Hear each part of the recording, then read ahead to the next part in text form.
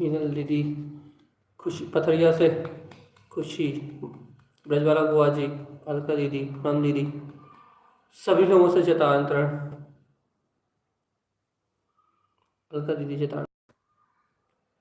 भैया जल्दी जल्दी कमेंट भेज दिया कीजिए प्लीज़, और फास्ट कमेंट भेज दिया करें, क्योंकि जतांतरण मम्मी जी, क्योंकि आप जितनी जल्दी कमेंट भेजेंगे, चर्चा का क्रम बेसिकली बहुत कम समय रहता है, 45 मिनट रहते हैं आप लोग, तो फिर आप का काम जल्दी जल्दी हो जाए।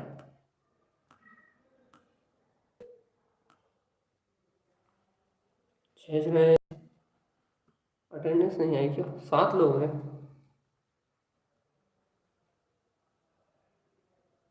दीदी शैतान बश तब हुआ जी, कितने लोग हैं? 1 2 3 4 5 6 7, हाँ हो गए, ओके ठीक है। बस वाला वो एक से कल दी थी पहले, वैशाली दीदी शतांतरण, चलिए भैया जी शतांतरण, छिंदवाड़ा, अनीता जी, शालिनी दीदी जतांतरण, फिर सुप्रिया जी जतांतरण।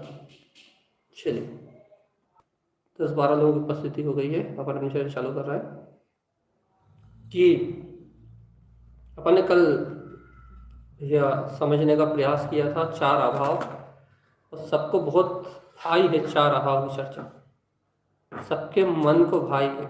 मन को भाई मतलब ये सबको 4 अभाव की चर्चा अंश में दीजिए दान, बहुत अच्छी लगी 4 अभाव की चर्चा सबको, और सबके रिप्लाई भी अच्छे आए हैं कि भैया बहुत बढ़िया लगा, प्राग भाव समझ के, फिर ध्वंसा भाव समझ के, अत्यंता भाव समझ के, अन्योना भाव समझ के, 2 दिन से लोगों ने बहुत रुचि दिखाई है, चर्चा अच्छी लगी, मतलब लोगों के चित्त में भाई आकर्तव्य का बोध होने वाली चर्चा थी वो, इसलिए लोगों को अच्छा लगा उसमें। आज अपन थोड़ी सी आगम की चर्चा कर रहे हैं, समूहात, क्योंकि जब भी समूहात शब्द बोलते हैं तो लोगों को बड़ा कन्फ्यूजन हो जाता है कि समूहात होता क्या है। जब भी समूहात शब्द बोलते हैं तो लोगों को बड़ा इरिटेशन हो जाता है, इरिटेशन हो जाता है मतलब लोग सोचते हैं नई चीज़ क्या है भाई। तो अनीता दीदी और क्या बोलते हैं, और किसका कमेंट है नाम याद नहीं है, आप लोगों के लिए समूहात वाला जो विषय है ये आज हम क्लियर कर दे रहे हैं कि समूहात वास्तव में है क्या, और इसके 7 भेद भी आपके सामने क्लियर कर दे रहे हैं संगीता दीदी। ये भेद आपको इसलिए क्लियर कर दे रहे हैं कि अब समूहात शब्द आप सुनो और आपको कंफ्यूज ना हो कि समूहात क्या होता है। इन शब्दों से डर नहीं लगना चाहिए अपने को, आगम के जो शब्द है ना ये अपने दिमाग में एकदम क्लियर होना चाहिए, एकदम क्लियर। तो समूहात की बात आपको हम समझाते हैं, बहुत सरल, एकदम सरल विषय, एक बार में आपके चित्त में जाएगा, बस उपयोग लगा के जरा थोड़ा ध्यान देंगे तो। यहाँ लेटर बड़े नहीं हो सकते क्योंकि हम उसकी PDF बनाना भूल गए, इसलिए ये आपको हमारे टेलीग्राम ID से ही पढ़ना पड़ेगा। चलिए, व्यवहार ने से आत्मा में संकोच विस्तार की शक्ति होने से छोटे बड़े शरीर प्रमाण रहता है। आत्मा कैसा भैया? आत्मा में संकोच और विस्तार की शक्ति है, मतलब छोटे शरीर में भी रहता है और बड़े से बड़े शरीर में रहता है, चींटी में भी आत्मा, हाथी में भी आत्मा, तो आत्मा में संकोच और विस्तार की शक्ति है, ये तो अपन जानते हैं। और निश्चय ने से आत्मा जीव, जो आत्मा है जीव असंख्यात प्रदेशी, वो असंख्यात प्रदेशी, चाहे वो चींटी के शरीर में रहे चाहे हाथी के शरीर में रहे, वो असंख्यात प्रदेशों के घेरता है। तो विशेष व्यवहार ने से समूहात अवस्था में, देखो देखो अच्छे सुनो, विशेष समूहात अवस्था में जीव स्व शरीर प्रमाण नहीं रहता, उसके बाहर भी उसका विस्तार होता है। यह समूहात 7 प्रकार का होता है। क्या कह रहा है?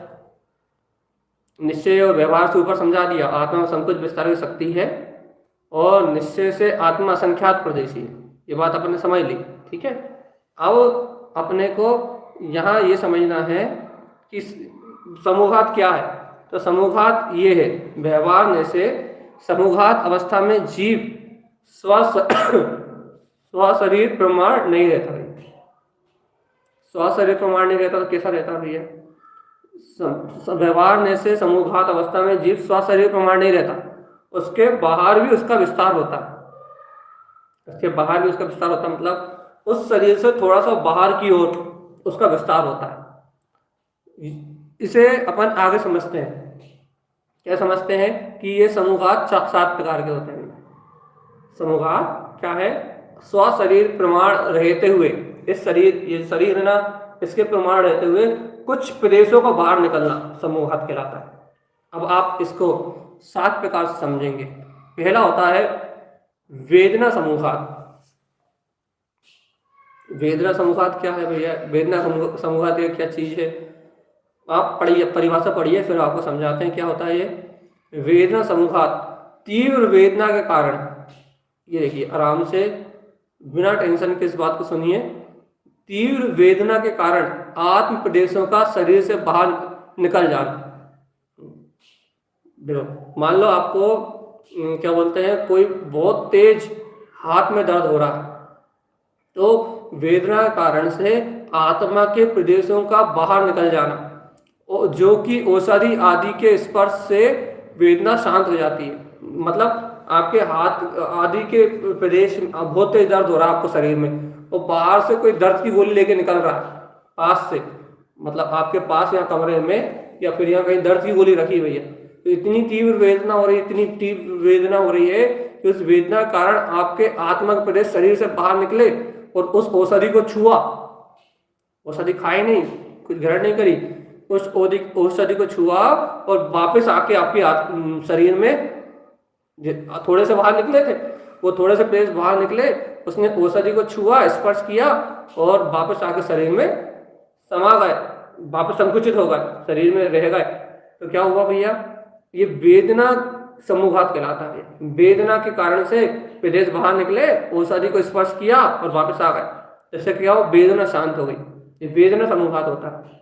अब वर्तमान युग में उदाहरण पढ़ते ना, एक मुनिराज का, जो ध्यान में लीन थे, उन्हें सब रोग हो गया था, तो क्या हुआ, ध्यान में आत्मा के प्रदेश निकले, औषधि को स्पर्श किया और वापस आ गए, ग्रहण नहीं की, लेकिन वेदना के कारण वो समूहघात हुआ। तो ये वेदना समूहघात कहलाता है। कौन सा समूहघात? वेदना समूहघात। किसके निमित्त से हुआ? वेदना के निमित्त से हुआ। क्या हुआ? तीव्र वेदना के कारण आत्मा के प्रदेशों ने बाहर औषधि आदि का स्पर्श प्राप्त किया, बस, और इन रोग आदि का निवारण हो गया। ये होगा वेदना समूहघात। सबको होता है क्या? नहीं। क्या ये वेदना समूहघात सबको होता है? नहीं होता है। तो फिर किसको होता है भैया? जिसको अधिक वेदना के कारण जिसके साथ हो जाए, मान लो लाखों मरीज तड़प रहे हैं, लाखों मरीजों का होगा क्या? नहीं, उसमें से किसी एक विरले जीव का, जिसका अति से पुण्योदय आ जाए, उस जीव के प्रदेश निकलेंगे और औषधि को स्पर्श करेंगे और उन हजारों लाखों में से वो एक सही हो जाएगा। तो जिसका पुण्योदय काम करता है उसके साथ ये घटना घटती है। ठीक है, वेदना के निमित्त से समूहघात होना, ये हो गया वेदना समूहघात। अब अपन आते हैं कसाय समूहघात भी। अब ये बात तो आप जानते हैं, आपके अनुभव की बात है भैया प्रमोद भैया, ये तो आपके अनुभव की बात है। कसाय समूहघात भैया ये तो आप अच्छे से जानते हैं। तीव्र कसाय के उदय में पर के घात के लिए मूल शरीर को छोड़े बिना, याद रखो, आत्म प्रदेशों का बाहर जाना। देखो अच्छे से, कसाय समूहघात क्या है? तीव्र कसाय के उदय में पर के घात के लिए मूल शरीर को छोड़े बिना आत्म प्रदेशों का बाहर जाना। मात देह प्रमाण से 3 गुना प्रदेश बाहर जाते हैं। जैसे कि कोई आपका शत्रु है और आपको उस पर बहुत तीव्र क्रोध आया है, अति तीव्र क्रोध आया, तो क्या करेगा भैया आपका शरीर?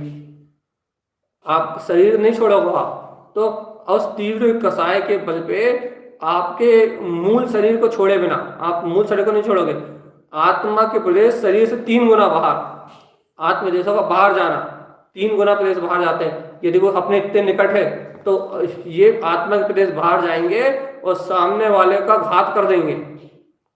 उसे मारना, उसको पीड़ा पहुंचाना, उसको कष्ट देना, ये काम कर देंगे और वापस लौट आएंगे बिना शरीर छोड़े। ये देखो भगवान जी, ये है आत्मा की शक्ति। लोग कहते हैं ना आत्मा क्या होती है, अपन कहते हैं ना आत्मा क्या होती है। पहले समूहात के नाम पढ़ लो, वेदना समूहात, कषाय समूहात, विक्रिया समूहात, ये तो आप देखते हो रिद्धिधारी मुनियों को और कुलिंगियों को। मरणांतिक समूहात, ये भी हम आपको समझाएंगे, ये भी आप देखते हो। तेजस समूहात, ये भी मुनियों को होता है। आहारा समूहात, ये भी मुनियों को होता है। केवली समूहात भी केवलियों को होता है। ये नाम है समूहात के। अभी हमने आपको सबसे पहले वेदना समूहात पढ़ाया था। वेदना समूहात में क्या पढ़ाया था? तीव्र वेदना के निमित्त से कुछ शरीर के प्रदेशों से बाहर आत्मा के प्रदेशों का निकलना और औषधि आदि का स्पर्श करके वापस अपने शरीर में वापस आ जाना, जिससे रोग आदि दूर हो, ये वेदना समूहात कहलाता है। अब हमने आपको अभी कषाय समूहात पढ़ाया। कषाय समूहात क्या भैया? तीव्र कषाय के उदय में पर के घात के लिए मूल शरीर को छोड़े बिना आठ प्रदेशों का बाहर आ जाना, मात्र देह प्रमाण से 3 गुने प्रदेश बाहर जाते हैं। ये कौन सा समूहात हो गया भैया? ये हो गया कषाय समूहात। ये अशुभ कषाय समूहात हुआ। इसमें शुभ कषाय समूहात भी हो सकता है। शुभ कषाय समूहात मतलब क्या?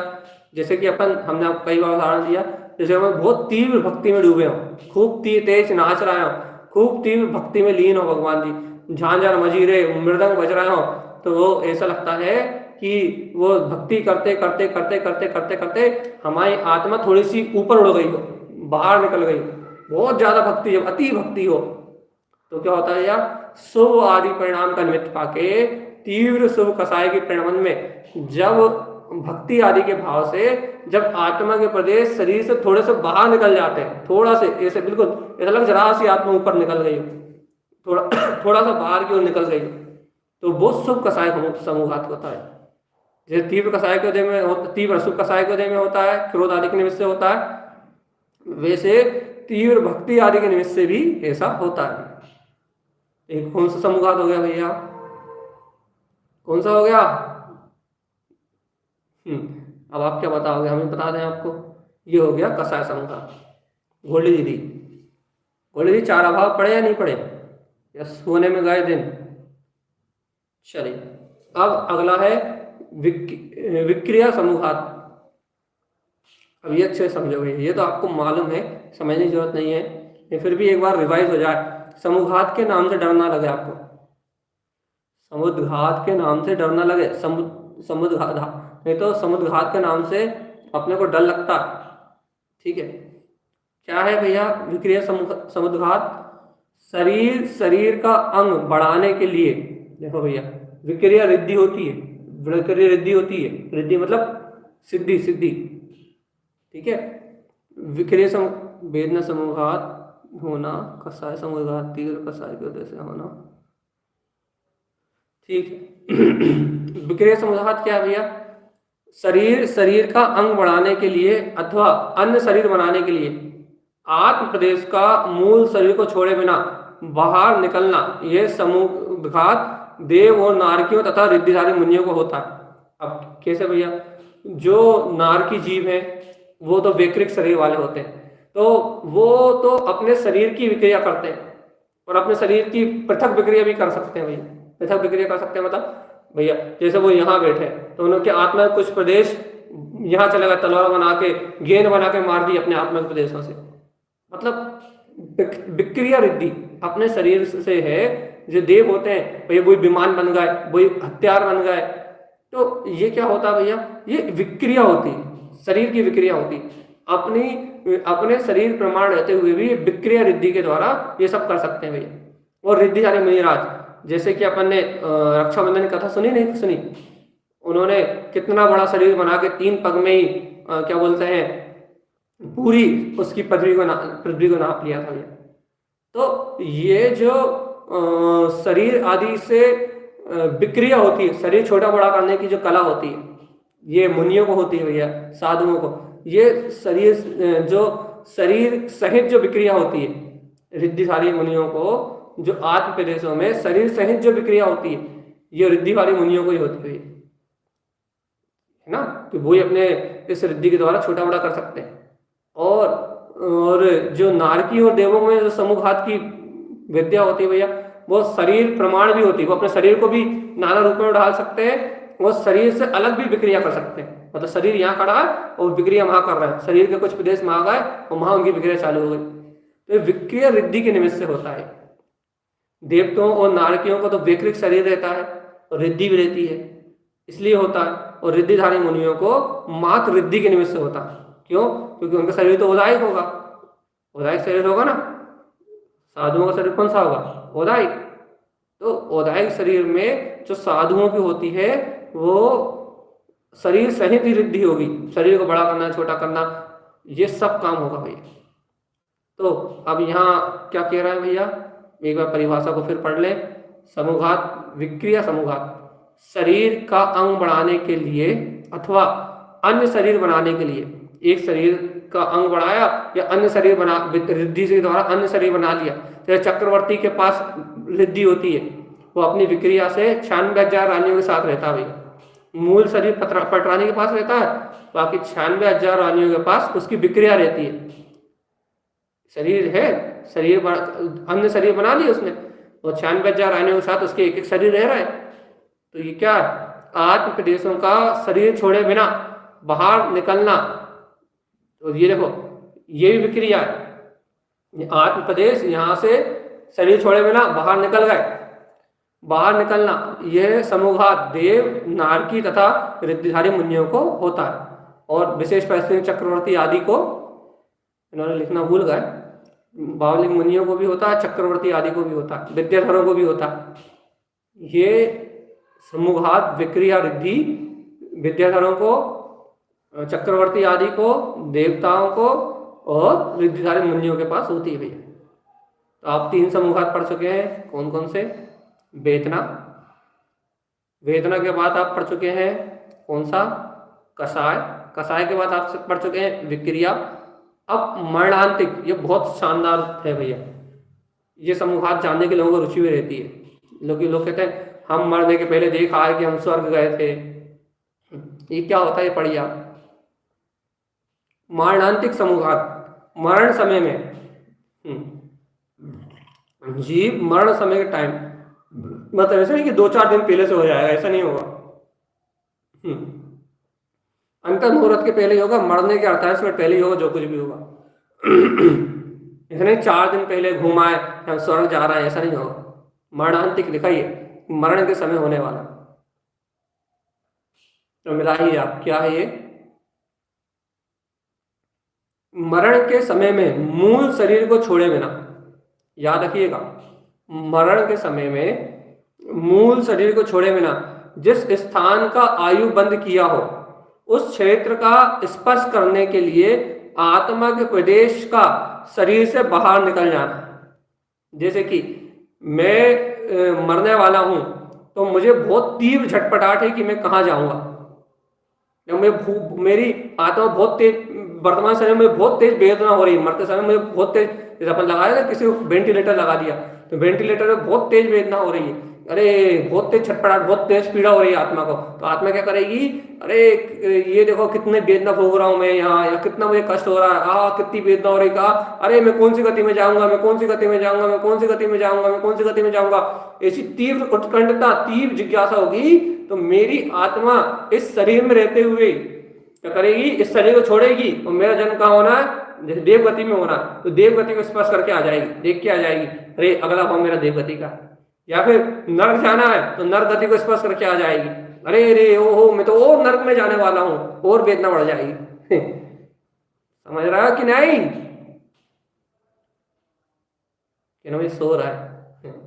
सो भैया, अच्छे से सो। मरण के समय, जो मरण समय में मूल शरीर को छोड़े बिना जिस स्थान पर आयु बंद किया हो उस क्षेत्र का स्पर्श करने के लिए आत्मा के प्रदेशों का शरीर से बाहर निकलना, ये क्या हो जाता है? यह क्या होता है? ये मरणांतिक समूहघात कहलाता है भाई। और ये मरणांतिक समुद्घात कब होता है भैया? ये मरण के समय होता है। और ये कैसा होता है, एक दिशा में होता है। ऐसा नहीं कि आपकी आत्मा यहाँ से शरीर छोड़कर जा रही तो जैसे जा रही वैसे सीधी दिशा से जहाँ जाएगी उसी दिशा में जाके होके आएगा भैया। तो ये मारणांतिक जो समूहघात है ये एक दिशा को प्राप्त होता है। समूहघात की अपेक्षा जीव त्रस नाड़ी के बाहर भी पाए जाते हैं भाई। इस समूहघात की अपेक्षा से जीव त्रस नाड़ी से मान लो किसी को त्रस नाड़ी से बाहर जन्म होना है तो इस समूहघात की अपेक्षा से जीव त्रस नाड़ी के बाहर भी पाए जाते हैं। तो वो कोई बड़ी बात नहीं, अपन तो जानते हैं त्रस नाड़ी कितनी पतली है। यहाँ तक से त्रस जीवों का ही सारा पसारा है भैया, लेकिन त्रस नाड़ी के बाहर तो जीवों का ढेर लगा हुआ है। तो हमने ये बात सिर्फ इतनी सी बताई गई क्या कि मारणांतिक समूहघात क्या है। ठीक है, अब अपन यहाँ से तेजस शरीर की तेजस समूहघात की ओर चलते हैं। ये बहुत बढ़िया है, इसकी कहानी आपने बहुत सुनी तेजस समूहघात की। आपने मारणांतिक की कहानी नहीं सुनी होगी, आपने कसाय समूहघात की कहानी नहीं सुनी होगी, वेदना समूहघात की नहीं सुनी होगी, लेकिन भैया आपने ये तेजस समूहघात की कहानी बहुत सुनी है। बहुत कहानी है, पिठमानी में भरा पड़ा इससे। तो अपन तेजस शरीर की कहानी सुनते हैं, तेजस समूहघात की। समुद्घात, ठीक है। संयम सहित मुनिराज के विशेष दया, दो चीज याद रखो। यदि कोई संयमी भावलिंगी मुनिराज है, उनके हृदय में यदि विशेष दया के परिणाम है, यदि कोई भी वीतरागी भावलिंगी महामुनिराज है कि उन्हें तीव्रता के परिणाम है, काय के, दया के, तो क्या होगा भैया? तो उनके दया के परिणाम से क्या होगा? उनके सीधे कंधे से एक बढ़िया स्वच्छ धवल श्वेत पुतला निकलेगा, तेजस पुतला निकलेगा। और वो क्या करेगा भैया? उस नगर के सारे जितनी भी पीड़ा है, जितना भी रोग है, जितनी भी असाता है, वो सारी असाता को दूर करके वो वापस उनके कंधे में समा जाएगा। इसे कहते हैं क्या? दया के परिणाम से निकलने वाला तेजस शरीर। और फिर दूसरा निमित्त ये बताया, तथा तीव्र कसाय से अर्थात क्रोध बस उल्टे हाथ से निकलने वाला पुतला। मान लो कोई भावलिंगी मुनिराज पहुंचे, या फिर कोई भावलिंगी नहीं, या कोई संयमी मुनिराज पहुंचे, तीव्र संयमी, भावलिंगी नहीं लगाना इसमें, भावलिंगी का होना जरूरी नहीं है। यदि कोई संयमी मुनिराज पहुंचे तो क्या हुआ भैया? यदि कोई संयमी मुनिराज किसी नगर में पहुंचे, जैसे दीपायन मुनि का पढ़ते हैं, लेकिन वो उदाहरण गलत है। दीपायन मुनि का उदाहरण नहीं पढ़ना कभी। वो दीपायन मुनि तो अग्नि कुमार के देव बन के उन्होंने द्वारका जलाई थी, मुनि अवस्था में नहीं जलाई उन्होंने, अग्नि कुमार के देव बन के जलाई, ठीक है। और अपन अन्य मुनियों की चर्चा ऐसी आती है कि यदि कोई मुनि किसी नगर में पहुंचे और उस नगर में पहुंचते से ही क्या होता है भैया? जैसे वो उस नगर में पहुंचे और यदि मान लो कोई उनको उपसर्ग करे, या कोई धर्म की विराधना करे, या कोई उनका ऊपर उपवास करे और उनको तीव्र क्रोध का भाव आ जाए, तो क्या होगा भैया? उनके बाएं कंधे से एक अशुभ लाल कलर का पुतला निकलेगा और वो उस पूरी नगरी का नाश कर देगा भैया। उस पूरे नगर को, महापूरे स्थान को भस्म कर देगा और शरीर में समा जाएगा, फिर शरीर को ही भस्म कर देगा। ये मुनि नियम से नरक जाते हैं। इस प्रकार से जिनका भी परिणाम होता है वो नियम से नरक जाते हैं। वही जिनके शरीर से शुभ निकलता है, कि वो ही मरते हैं क्या? नहीं, वो नहीं मरते। वो तो साधु दया करते हैं, वो तो उनकी साधना में लग रहते हैं, वो नहीं करते। लेकिन ये जो तेजस शरीर है, ये तीव्र क्रोध के वजह से निकलता है। क्या बुद्धिपूर्वक निकालते हैं क्या? वो नहीं, बुद्धिपूर्वक नहीं निकालते। ये दया के परिणाम से या क्रोध के परिणाम से स्वयं ही निकलता है। तो इससे ये तेजस शरीर की चर्चा है, शुभ तेजस और अशुभ तेजस। भैया जी समझ में आई का? शुभ तेजस सीधे कंधे से, अशुभ तेजस उल्टे कंधे से। शुभ तेजस निकलेगा तो रोग शोक का नाश कर देगा, दीन दरिद्रता सब खत्म कर देगा। अशुभ निकलेगा तो सब नाश कर देगा भैया, पूरी नगरी का विनाश कर देगा और स्वयं के शरीर का भी विनाश कर देगा। ठीक है, ये बात आपको हमने समझाने का प्रयास किया है। यदि आपको समझ में आई हो तो बहुत अच्छी बात है। अब अपन चलते हैं आहारक समूहघात। ये बहुत सुंदर है भाई, ये तो सिर्फ भावलिंगी मुनियों के अलावा किसी को होना नहीं चाहिए, होता ही नहीं है वैसे तो। भावलिंगी मुनिराज ही आहारक शरीर को निकाल सकते हैं, रिद्धिधारी को भी। सब मुनियों की योग्यता भी नहीं है इसे। ये सबसे सुंदर है मुझे, एक केवली समूहात और एक आहारक समूहात, बस ये दो बहुत प्रिय लगते हैं। क्यों प्रिय लगते हैं भैया? क्योंकि ये भावलिंग अवस्था में है, इसके पहले नहीं है। ये सबसे सबसे उत्कृष्ट अवस्था है, समूहात का सबसे प्रिय स्वरूप है। चलिए अब आपको हम ये समझाते हैं ये क्या है। जब किसी वीतरागी भावलिंगी मुनियों को तत्व की जिज्ञासा संबंधी कोई प्रश्न होते हैं तो ये बहुत अद्भुत घटना घटती है। जैसे आप यहाँ देखिए, किसी तत्व के में संदेह होने पर किसी भी तत्व उसकी जिज्ञासा की निवृत्ति के लिए आहारक रिद्धिधारी, जो जिनके पास आहारक रिद्धि होती है, मुनिराज के मस्तक से एक हाथ लंबा पुरुषाकार श्वेत पुतला, श्वेत पुतला हड्डी मांस आदि नहीं पाए जाते, एकदम शुद्ध है, एकदम शुद्ध रहता है, एकदम शुद्ध। ये एकदम शुद्ध जो पुतला रहता है, श्वेत पुतला, ये केवल यानी प्रभु के दर्शन या उनकी जिज्ञासा आदि के समाधान के लिए निकलता है भैया। और फिर ये क्या करता है, अपनी जिज्ञासा पूरी होने के, जैसे कि यहाँ से किसी भावलिंगी मुनिराज को इच्छा हुई, क्या इच्छा हुई भैया? तत्वों का चिंतन करते समय कोई जिज्ञासा जागृत हुई, अरे इस तत्व का स्वरूप कैसा होना चाहिए था, इस वस्तु का स्वभाव कैसा होना चाहिए था, तो वह आहारक रिद्धिधारी मुनिराज क्या करेंगे, अपनी जिज्ञासा के अनुसार अपने माथे से श्वेत श्वेत धवल स्वच्छ एकदम निर्मल आहारक शरीर निकालेंगे भैया। और वह आहारक शरीर जाएगा कहाँ? सीधे भगवान के पादमूल में, जहां भी शुद्ध केवली या केवली है, विरह क्षेत्र में जाएगा, या जहाँ शुद्ध केवली वहां जाएगा और उन शुद्ध केवली की शरण में जाएगा भैया। क्या वो जिज्ञासा पूछेगा कि भगवान ये वस्तु का स्वरूप कैसा है, फिर भगवान समझाएंगे कि ऐसा है, तो फिर उसे समझ में आएगा तो ठीक, और नहीं आएगा तो, यदि समझ में नहीं आया तो फिर उसकी भी और जिज्ञासा करेगा, भगवान आपने ऐसा बताया, मुझे ऐसा समझ में नहीं आया, तो फिर वो उसका जिज्ञासा समाधान लेगा। और जब पूरा जिज्ञासा समाधान ले लेगा वो जी, तो क्या करेगा, भगवान के क्या बोलते हैं, जिज्ञासा का समाधान लेके, मतलब जिज्ञासा का समाधान होता जाएगा और मुनियों को यहाँ जिज्ञासा का समाधान होता जाएगा, अपनी पूर्ण जिज्ञासा का समाधान लेके वापस आके मस्तक में ही समा जाएगा। ये सबसे सुंदर व्यवस्था है जिज्ञासा समाधान की, इतनी बढ़िया व्यवस्था है, आनंद आ जाए। और उसमें कोई हिंसा नहीं होती, क्योंकि ये जो पुरुषाकार जो आहारक शरीर होता है, ये आकाश गमन करता है, इसलिए इससे कोई हिंसा भी नहीं होती। तो ये सब हिंसाओं से रहित है भैया। तो भैया आदि के लिए निकाला जाता है और अपनी जिज्ञासा शरीर में आ जाता है। तो ये क्या है भैया, ये आहारक शरीर कहलाता, आहारक समूहात कहलाता है। एक ही दिशा में होता है, मुनिराज इस शरीर के माध्यम से दूरवर्ती तीर्थ की वंदना का कर वापस मूल शरीर में, जैसे कि किसी महामुनिराज की इच्छा, जैसे कि यहाँ दमोह बैठे हैं, भोपाल में बैठे हैं, या आपके घर बैठे हैं, किसी भावलिंगी मुनिराज की, भावलिंगी मुनिराज कितने तीर्थंकर मोक्ष गए थे, ऐसी भावना हुई कि चलो शिखर जी की वंदना करने चलते हैं, अयोध्या की वंदना चलते हैं, तो वो क्या करेंगे भैया, पैदल जाएंगे तो कितनी हिंसा होगी।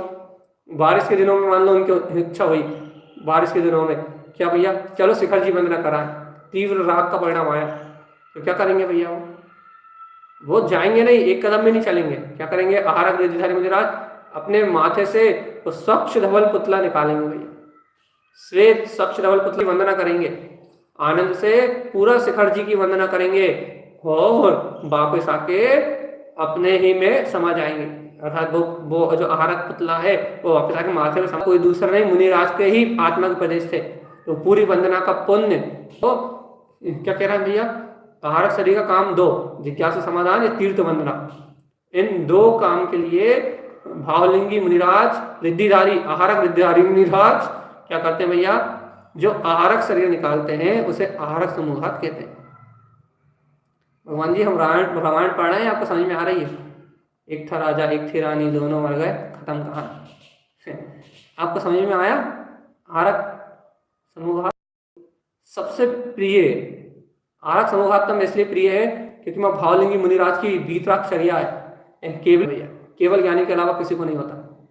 ये जो केवली समूहात है, ये केवली भगवान के अलावा किसी को नहीं होता, और इस दशा के लिए तो सब बेताब में बेताबी है कि कब चार घातीय कर्मों को नशा के हम इस केवल ज्ञान की दशा को प्राप्त सब आ तो रहे भैया। तो ये समूहात तो अद्भुत है भैया, आप इस समझने का अभ्यास कीजिए।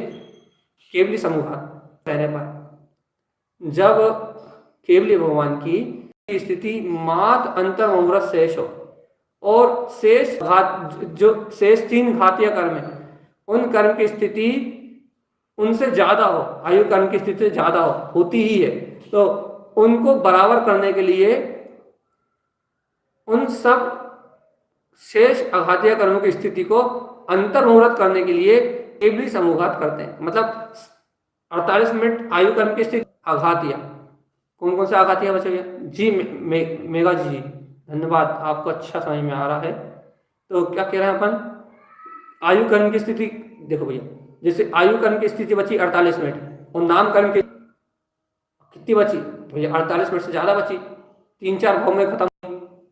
कर्म की स्थिति में आयु तो 48 मिनट की बची, वेदनी की ज्यादा भैया, नाम की ज्यादा बची, तो इनकी स्थिति ज्यादा बची और आयु की बची कम। तो अब भैया अब आयु कर्म नहीं रहेगा तो कहाँ से रहेंगे वो? तो आयु कर्म की स्थिति के बराबर उन्हें बाकी 3 कर्मों की, वेदनी आदि कर्मों की स्थिति को आयु कर्म के बराबर करना पड़ेगा। किसको बराबर करना पड़ेगा? केवली परमात्मा को, कि आयु कर्म 48 मिनट में खत्म हो रहा है तो इन सब कर्मों को भी इसके बराबर करेंगे, वो केवली समूहात करेंगे।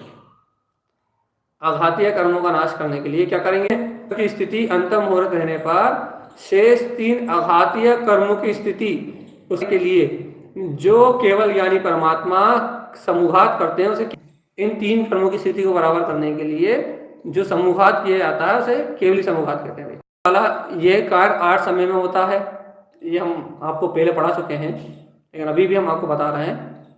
यहाँ लिखा, इससे आपको जितना समझ में आ जाए ठीक है, हम अभी आपको अच्छे से प्रैक्टिकल करके बताते हैं। 8 समय में हो जाता है।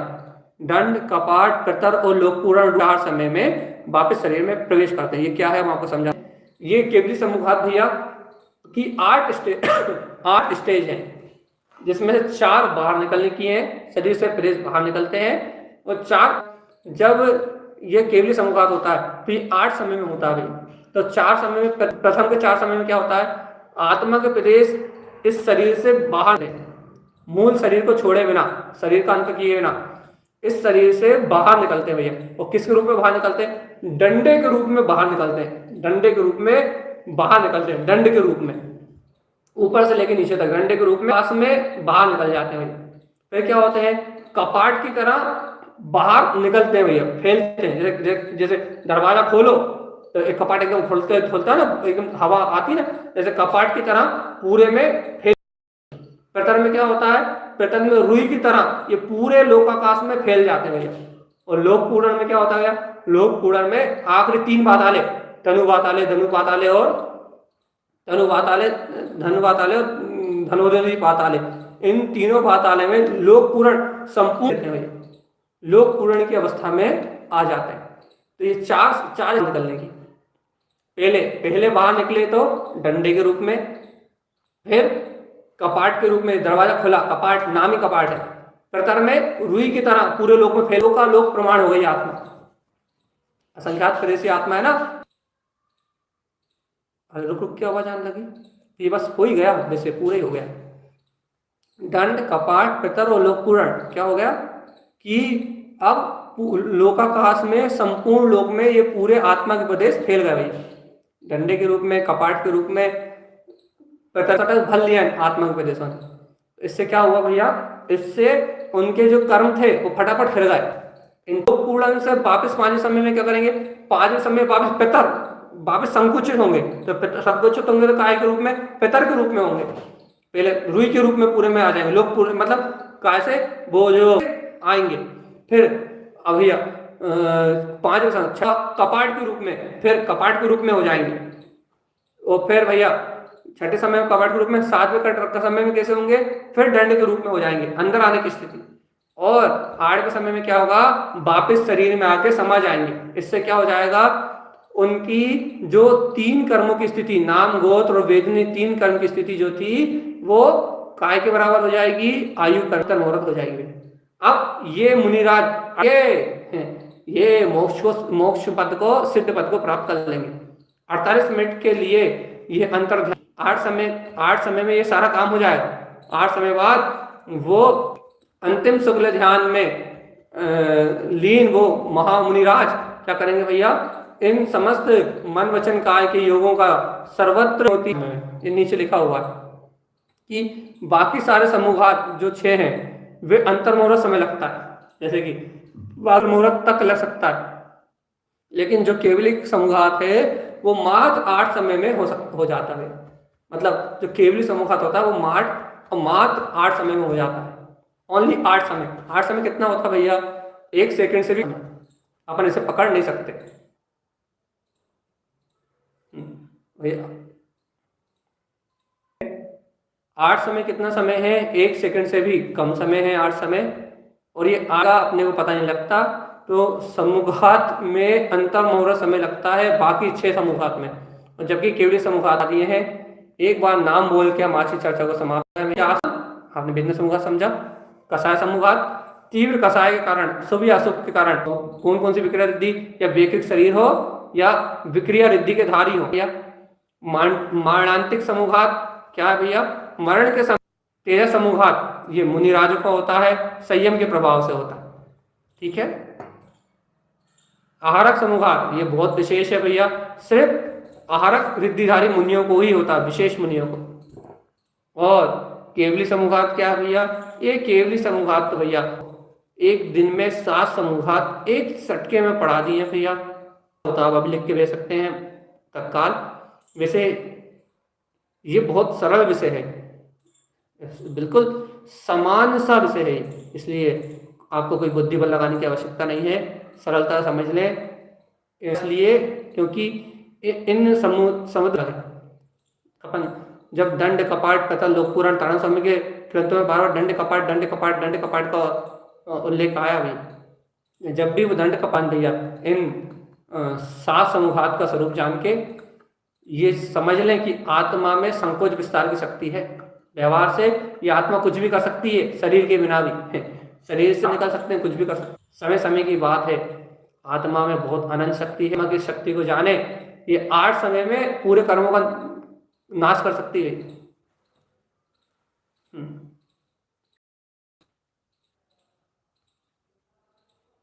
नेटवर्क सही कर दिया गया। अब अपनी चर्चा भी खत्म हो गई है। आखिरी बात हम क्या कह रहे हैं, इस समूहात से क्या समझना अपने को, क्या सार है इन समूहात से? ये सार है इसे अपनी सामर्थ्य से कुछ भी कर सकती, इस आत्मा में बहुत आत्मा प्रकट भी कर सकती है। तो आत्मा की संकोच विस्तार की शक्ति को जान के, इन समस्त समूहात का स्वरूप जान के, हम केवली समूहात सबसे प्रिय, आरक समूहात, तेजस समूहात, मारणांतिक समूहात, वैक्रिय समूहात,